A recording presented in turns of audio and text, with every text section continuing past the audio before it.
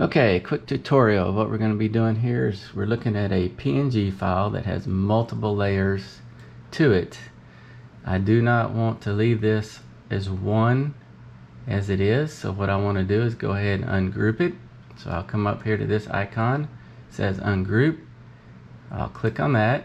Once I click on that, every individual letter and part of this PNG file is ungrouped.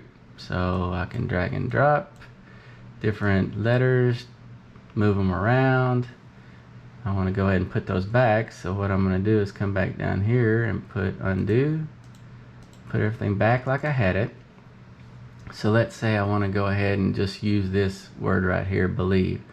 So I'm going to left click on the mouse, highlight this alone, and hit group. And once I do that, now I can move this whole letter around, or whole word around.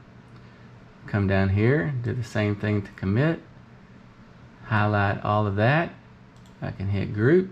Now that's movable. And if I want to just pick a couple of the letters, I can just do that, group that, and move those around separate. So you can take each individual part of this structured PNG file or any other file you have, and you can take it apart, move it around, regroup things as you see fit. So I'm going to go ahead and put this back together, but we'll group that. So now I can move these around, get a different look to it, whatever I want to do. But that's how you group and ungroup. So if I want to bring it back to how it was, I'll center everything up,